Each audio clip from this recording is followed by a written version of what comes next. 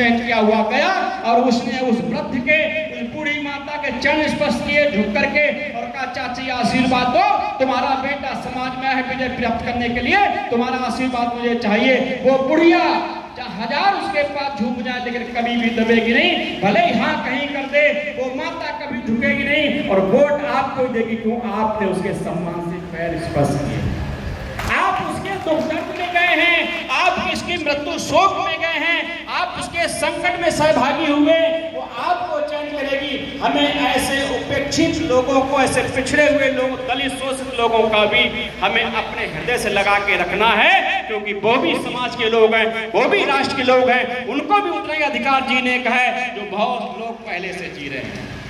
आज भी 75 साल पूरा होने के पश्चात भी आज भी उनको वो अधिकार इस आजादी का नहीं मिला है। हमें उनको भी आजाद करना होगा, अपने साथ साथ अपने समाज के बढ़ाने के साथ हमें उनको भी आगे बढ़ाना होगा। जब ये सर्व समाज बढ़ेगा, सर्वोपेक्षित समाज बढ़ेगा, तभी डॉक्टर अंबेडकर जैसे महापुरुषों का सपना भी साकार होगा। अन्यथा ऐसे न डॉक्टर अंबेडकर की जय लगाने से कुछ भी होने वाला नहीं है। अरे भीम आर्मी का भी निर्माण करने से काम चलने वाला नहीं है। हम समाज को जोड़ना सीखे, तोड़ना नहीं सीखे। इसलिए मैं निवेदन करना चाहूंगा, अगर आप समाज का उद्धार करना चाहते हैं, अपने राजनीतिक कार्यकर्ताओं को, राजनेताओं का निर्माण स्वयं करें और फिर उनको प्रश्न करें। यदि वर्तमान में राजनीति करने वाला मिल जाता है, आपके संस्कारों के अनुसार राजनीति करता है, हम उसको भी सपोर्ट करें। हमारा कोई द्वेष नहीं है, हमारा कोई द्वेष नहीं, किसी भी पार्टी का सही, हमारी कोई निजी पार्टी नहीं अभी है, हमारी सभी पार्टियां, सभी पार्टियों का मान चलते हैं। हम पार्टी स्तर पर उसी को चयन करेंगे जो पार्टी हमारी जाति का, हमारे परिवार का, हमारे लोगों को चयन करेगी, सम्मान स्थान देगी, हम उस पार्टी को सम्मान स्थान देंगे, उनका किसी पार्टी को नहीं। हम फिर व्यक्तिगत लड़ाएंगे, जो राजनेता किसी पार्टी से उतरेगा, यदि हमारे समाज में, हमारे समाज का हितैषी बन के काम करेगा, हम उसका हित करेंगे, हम उसका नहीं।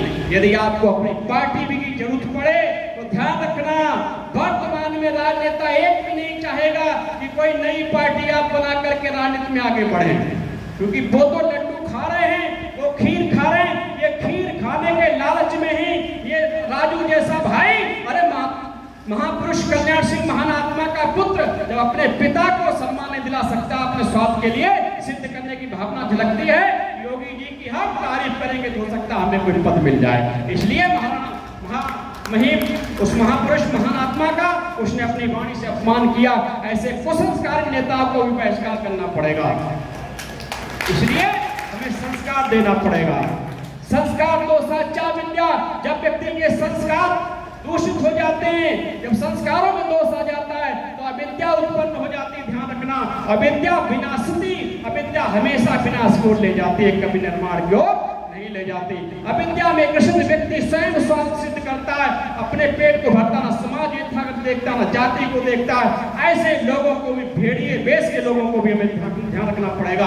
कहीं समाज को भक्षण तो नहीं कर रहे हैं, कहीं समाज को अपना ग्रास तो नहीं बना रहे हैं, अपने बनकर के आने पर भी कहीं हमारा नहीं शोषण कर रहे, हमारी जाति का शोषण नहीं कर रहे हैं। क्योंकि आज बाहर के लुटेरे से बचना संभव है, आसान है, लेकिन घर के लुटेरे से बचना बहुत मुश्किल है।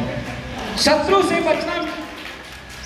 बचना संभव है, सरल है, लेकिन मित्र से बचना बहुत ही असंभव है, बहुत कठिन है, बहुत पैनी तीखी नजर चाहिए आपकी। इसलिए आप नई पार्टी का निर्माण करें। अगर आवश्यकता पड़े, हमारी कोई पार्टी नहीं ये बात सुनेगी, पहले तो हम सबको अपनाना चाह रहे, आओ हमारे साथ मिलकर काम करो, हमारी भावनाओं कद्र करोगे, हम आपकी कद्र करेंगे। ऐसा भी अभियान हमारा असफल होता है तो आप में चिंता मत करो।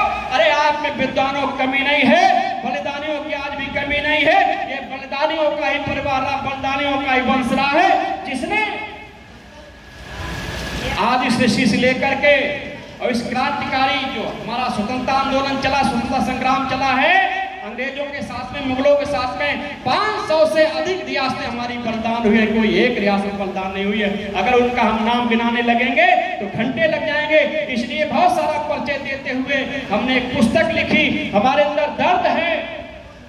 क्या पुस्तक लिखी, क्यों लिखी गई पुस्तक? क्योंकि मैंने देखा बहुत सारी सभाएं चल रही हैं, उन सभाओं ने अभी तक हमारे परिवार के लोगों को परिवार का परिचय भी नहीं दे पाया। आखिरकार लोधी राजपूत तुम हो कैसे, तुम्हारा क्या वंश है, जो वंश है, तुम्हारा क्या गोत्र है। मैं संस्कार करने जाता हूँ, लोगों से गोत्र पूछता तो लोग अपना गोत्र नहीं बता पाते। कैसा संस्कार, कैसी सब हैं। अरे अभी बात चल रही थी आपके सबके घर में होने चाहिए क्या, महारानी अवंतीबाई जैसी वीरांगना का चित्र होना चाहिए, ठीक होना चाहिए। अरे स्वामी ब्रह्मानंद जैसे महापुरुष का चित्र होना चाहिए।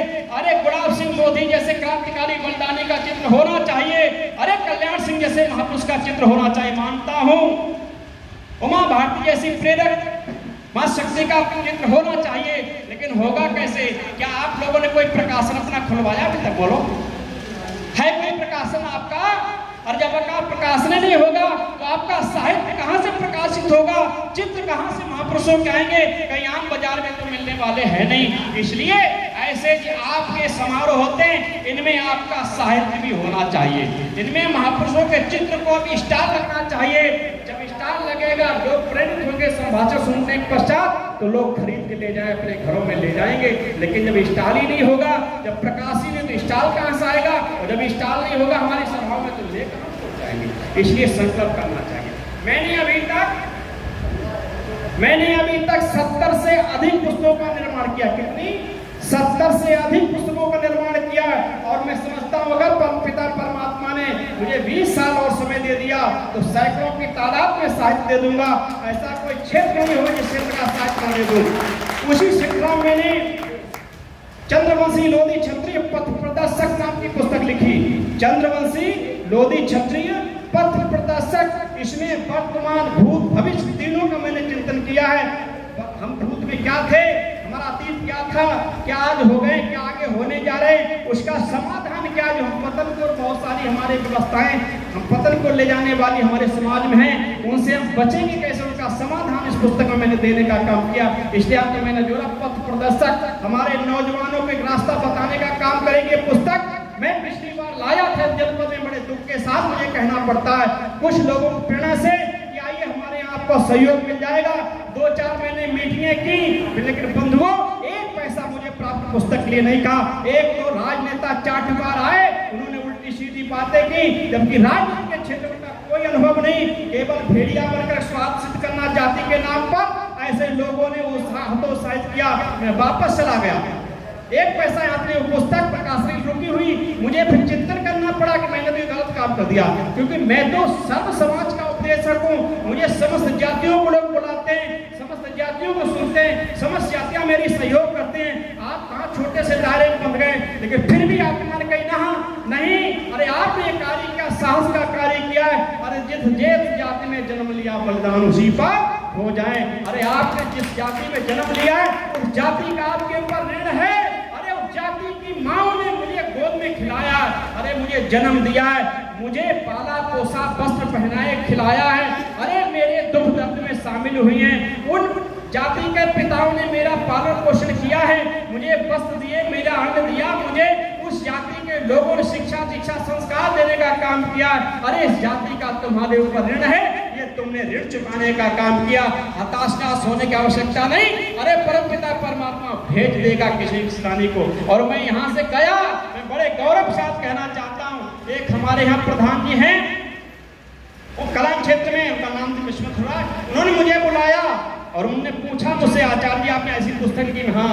और भाई उन्होंने सभा बुलाई, कई प्रधानों की एक सभा बुलाई और पुस्तक प्रकाशित होने का लगभग 50% पैसा एक जगह से स्थापित हो गया। 1 लाख लगभग उसमें लगेगा, 50,000 पैसा मेरे पास आ गया। अब तक उस पुस्तक का प्रकाशन हो गया होता, लेकिन पिछली वर्ष मैं बीमार हो गया तो स्वास्थ्य मेरा बिगड़ जाने का काफी स्थिति में चला गया, मृत्यु के कगार पहुंच गया था, लेकिन आप सबकी दया से मैं बच गया हूँ। इसलिए आप साहित्य का सृजन करें, साहित्य का सृजन करेंगे। कोई अंधकार है वहां जहां आदित्य नहीं है,